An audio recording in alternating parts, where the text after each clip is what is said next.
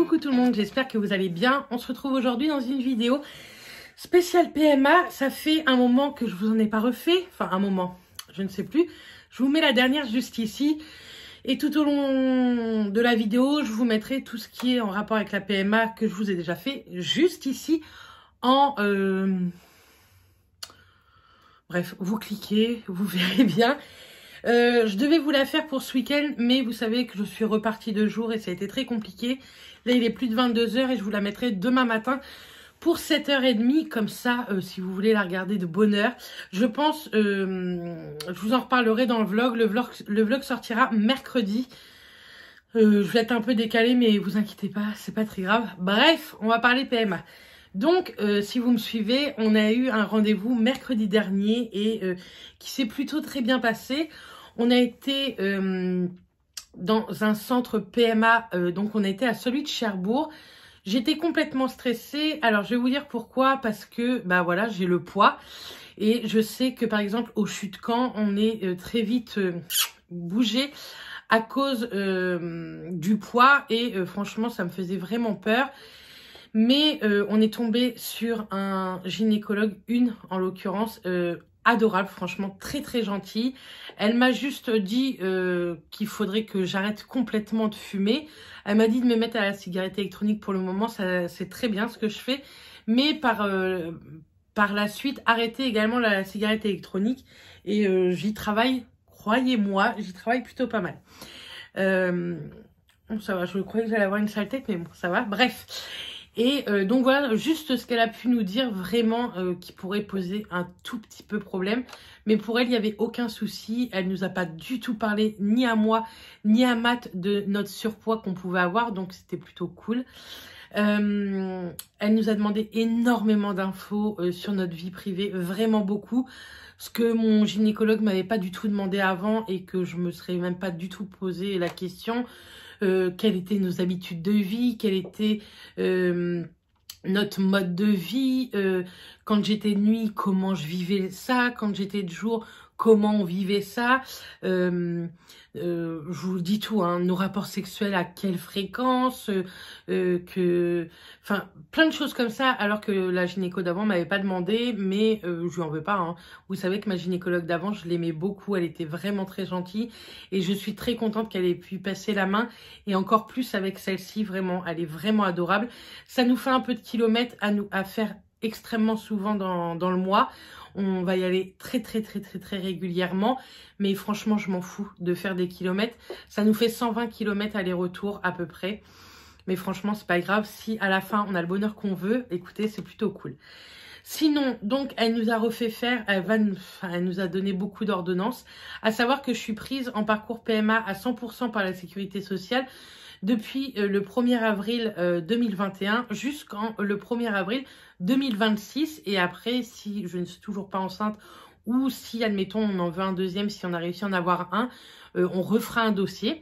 Mathias n'est pas pris encore à 100%, oui, parce qu'en parcours PMA, il n'y a pas que la femme. L'homme a beaucoup de choses aussi à faire. Pas pour le début, mais pour la suite, beaucoup de choses. Et lui sera pris à 100%. Dans quelques mois, elle fera un dossier. Excusez-moi, je viens de vous taper dedans. Donc, il sera pris également à 100%. Donc, vous n'avez rien à régler. Là, on a réglé 30 € puisque Mathias était là et que bah, elle lui a fait des ordonnances, etc. Donc, elle lui a demandé 30 €. Mais moi, elle ne m'a rien du tout demandé. C'est pris totalement en charge. Donc voilà, si vous vouliez savoir ça aussi, parce que ça peut être une question, le budget, hein, pour tomber enceinte, ça peut être un budget.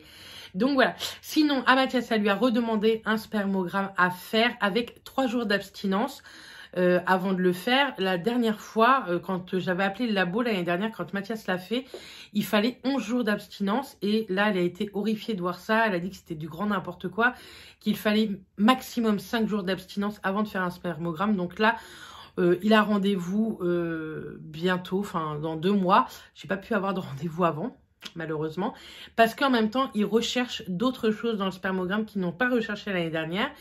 Il a également encore une prise de sang à faire pour le VIH et pour plein d'autres petites choses qu'on n'avait pas fait avant. Le VIH, on ne l'avait pas fait. On l'a fait quand on s'est rencontrés, mais elle aimerait qu'on le refasse. Et voilà pour Mathias, lui, il a juste ça. Enfin, c'est déjà pas mal, hein, parce que hein, l'examen du spermogramme, c'est pas évident non plus pour les hommes. Au début, j'en rigolais un peu, vous voyez, mais ça le fait pas du tout rire, Mathias. Sachez-le, c'est pas drôle, c'est malaisant. Et si vous tombez pas sur un bon labo, ça peut être encore plus malaisant. Donc, voilà ce que Mathias a à faire dans les prochains mois. Donc, pour vous dire, il a rendez-vous le 2 mai pour sa part. Que ce soit la prise de sang ou le spermogramme, tout sera fait en même temps le 2 mai. Si je suis en repos, je viendrai avec lui. Je resterai dans la voiture, pas de panique. Dites-moi si ça vous intéresse que je vous dise un peu... parce que je sais que vous êtes pas mal hein, en parcours PMA. Si ça vous intéresse que je vous dise comment ça se passe un petit peu. Et je vous dirai, il y a pas de tabou sur ça et je ne veux surtout pas de tabou niveau PMA puisque moi c'est grâce à des vidéos et à des blogs etc, des livres et tout que j'ai pu vraiment me renseigner sur tout, même pour Mathias. Donc n'hésitez pas à me le dire et il n'y aura pas de problème, je vous le dirai sans vous dire des détails de maths, hein, mais dans les grandes lignes je pourrais vous raconter. Et pour ma part donc on repart avec du Clomid sur 3 cycles. Cette fois-ci avec 3 cachets par jour, du 2e jour du cycle au 6e jour. On avait tenté la première fois avec un cachet du 2 au 6e jour. Après, on a tenté 2 cachets du 2 au 6e jour. Et cette fois-ci, on va tenter du 2 au 6e jour avec 3 cachets de Clomid sur 3 cycles pour voir si j'ovule, s'il y a un follicule qui enfin grandit.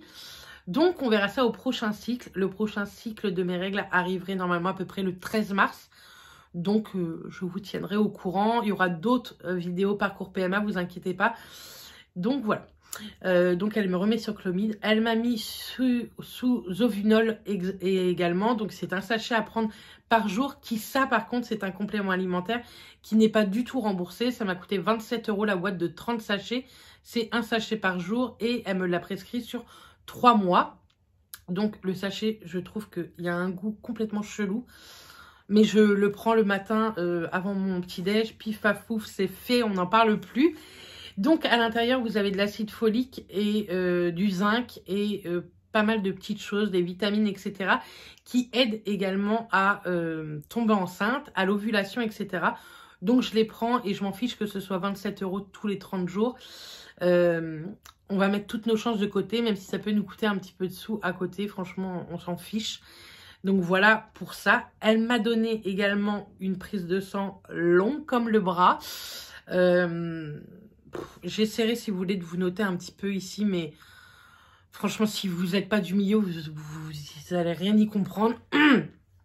J'ai aussi la progestérone à faire en prise de sang également. Et elle m'a donné quelque chose qui me hante. Il faut que je refasse une hystérosalpingographie. Si vous ne savez pas de quoi je vous parle, je vous le remets ici. Je l'ai fait l'année dernière, ça s'est très mal passé pour ma part. Pour d'autres, ça se passe très bien. Pour ma part, ça s'est pas très bien passé. Et là, elle veut que je le refasse, mais dans un autre centre. Là, je l'avais fait à la clinique. Là, elle veut que je le fasse à l'hôpital. Mais c'est extrêmement compliqué d'avoir un rendez-vous vraiment très dur. Pour le mois de mars, c'est mort. Je ne l'aurai pas. Pour le mois d'avril, c'est mort. Je ne l'aurai pas. Donc, il faut que je rappelle mardi l'hôpital de Cherbourg. S'ils peuvent me le faire pour le mois de mai. Il faut tout simplement que j'ai mes règles et ça se fait au, si je ne me trompe pas, 5e jour après les règles, enfin 5e jour du cycle. Le premier jour du cycle, c'est vos débuts de règles et après vous comptez les jours. Il faut que ce soit fait entre le 5 et le 10e jour. Donc j'espère avoir mes règles, je vais prendre rendez-vous mardi. J'ai déjà pris un rendez-vous, mais si vous voulez, ils me l'ont posé au mois d'avril. Et au mois d'avril, pour moi, ça va pas être possible. On part en vacances et vraiment, on va pas annuler nos vacances pour une hystérosalpingographie. Vous allez me dire, Bérénice, mets tes chances de ton côté, pars pas en vacances. Mais les vacances, ma gynéco m'a dit de rien annuler, au contraire, de partir et de profiter en fait. Parce que les mois d'après peuvent être assez compliqués. Vous savez que l'année dernière, ça a été très dur pour moi. Cette année, je vais essayer vraiment de garder le moral et je me dis que là, la gynéco, franchement, je crois en elle et je crois en nous et je crois en 2022. Donc, croisons les doigts tous ensemble hein, pour qu'un jour, je vous fasse une vidéo de fou parce que je vous ferai une très jolie vidéo le jour où je vous annoncerai que je suis enceinte. Je vous le dis. Hein. Donc voilà, j'ai encore une hystéro à faire et ça m'inquiète, hein. Ça me stresse complètement, mais que voulez-vous, c'est comme ça. Et je ne vais pas me dire, je lâche l'affaire pour ça, tant pis. Je serrerai les dents, quoi qu'il en soit, pendant cette hystéro. Et puis les 2-3 jours d'après, hein, et puis ça se passera très bien. Donc voilà, ce que là on a à faire. Et pendant 3 mois, elle me voit minimum 4 fois dans le mois. Entre... elle veut suivre toutes mes prises de sang et j'en ai pas mal à faire. Avec le Clomid, on se voit le 12e jour du cycle, tous les mois également. Et elle veut me faire également des échos hors Clomid, etc. Voir comment mon utérus se comporte. En espérant qu'il se comporte correctement parce que j'en ai ras-le-bol. Et donc voilà, on va se voir plutôt pas mal de fois dans le mois à chaque fois. Donc, je vous dis pas que je vous ferai une vidéo toutes les semaines, hein, on va pas faire que ça. Mais quand il y a des gros événements, je vous en ferai, il n'y a pas de problème. N'hésitez pas à me poser en commentaire des questions sur la PMA, si je peux y répondre dans une prochaine vidéo, il n'y a pas de problème. Et, donc, n'hésitez pas à m'écrire tout ça en commentaire. De toute façon, vous savez que je lis tous vos commentaires. Donc, voilà ce que je pouvais vous en dire pour le moment. On en a à un stade où j'ai l'impression de revenir un peu en arrière, un petit peu à 1 an en arrière. Mais c'est pas grave, on recommence. Et puis après, on viendra les FIV, etc. Et on recommence tout. C'est pas très grave. Je me dis que peut-être de recommencer à zéro avec quelqu'un de tout nouveau. Mais vraiment, elle a été vraiment gentille. Elle nous a donné plein de documentation et tout. Et elle nous a dit, elle nous a donné son adresse mail. Si on avait n'importe quelle question, il fallait qu'on lui demande en mail, etc. Donc voilà ce que je peux vous dire pour le moment. En tout cas, moi, je vais vous faire plein de bisous. Je vous dis à très vite dans une prochaine vidéo. Je pense que je vous en filmerai une pour vous en mettre une mardi. Mais le vlog arrivera que mercredi, sachez-le. Et soit 7h30, soit 17h30, je ne sais pas, je verrai bien selon mon organisation. Bref, en tout cas, moi, je vous fais plein de bisous. Je vous remercie encore de me suivre aussi pour la PMA et pas que pour des futilités. Je trouve ça très cool que ma chaîne ait plein de sujets différents et c'est grâce à vous puisque vous aimez beaucoup ce genre de vidéos également. Donc voilà, en tout cas, moi, je vous fais plein de bisous. Je vous dis à très vite dans une prochaine vidéo. Et d'ici là, portez-vous bien et bonne semaine à tous. Bisous tout le monde.